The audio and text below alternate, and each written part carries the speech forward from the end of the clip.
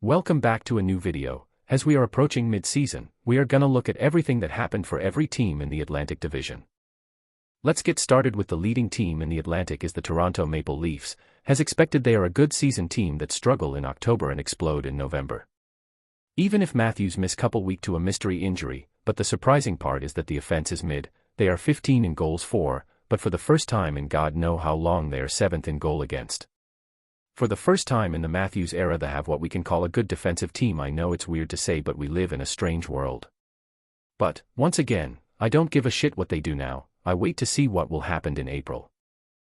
For the defending Stanley Cup champion, even if they lose depth in the offseason mainly on defense, they are still looking good. Even if they are 10th worst in goal against, their offense is 5th and their special team are good.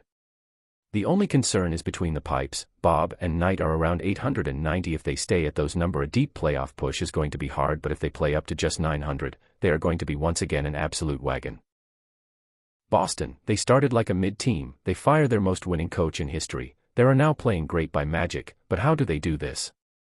Pretty simple: improve in literally every category: shot for, shot against, power play, D-play, goal for and goal against. Basically everywhere. But are they really a threat to make a playoff push? I don't think so, unless Swayman do like last year and become a wall.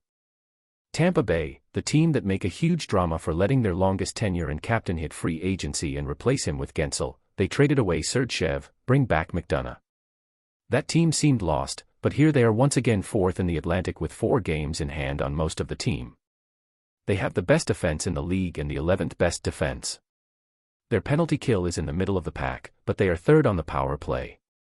So, they are going to cruise to the playoff like the last 6 years and hope to make a deep push while overpaying for a depth guy who's going to explode to the league or in their face. The only consistent thing in Ottawa is that they are constantly inconsistent.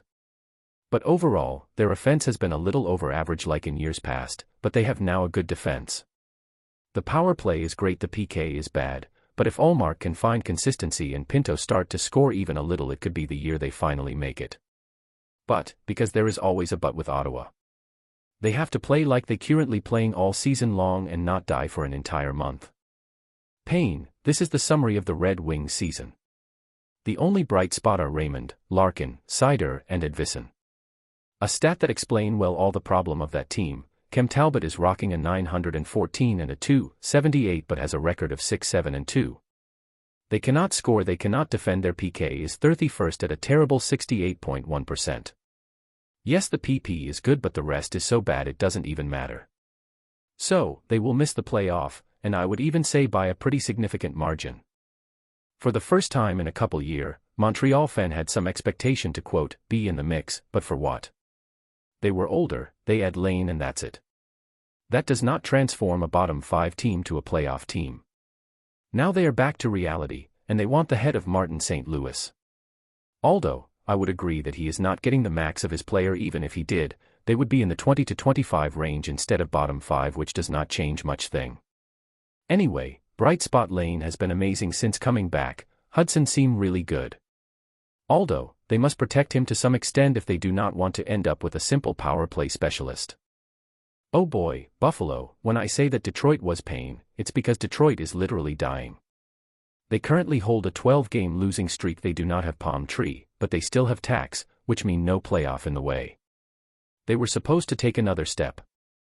But, they are bottom 10 in goal for and goal against. They run a 14.1% power play, a 76.8% penalty kill. The only good surprise is Jason Zucker. Everybody is underperforming. The goalies are mid at best, basically, nothing work. So, what should they do? I honestly don't know at this point. Could it be solved by itself? Maybe. But, they should get a veteran right-handed D or center. To at least show to the fan they want to win and to guide this team of kid. But who and for what? Maybe something like Scott Lawton for Peyton's Krebs, or maybe a Kadri for Cousin, although not likely, but something. Because they will end up with rebuilding a rebuilt. To conclude, I do not think the standing will change much until the playoff. Buffalo may improve a little but won't going to make the playoff. The big interrogation is if Ottawa will be able to make it or not. If you have any suggestion, opinion, or idea, you are welcome in the comments section. If you like, please drop a like or subscribe.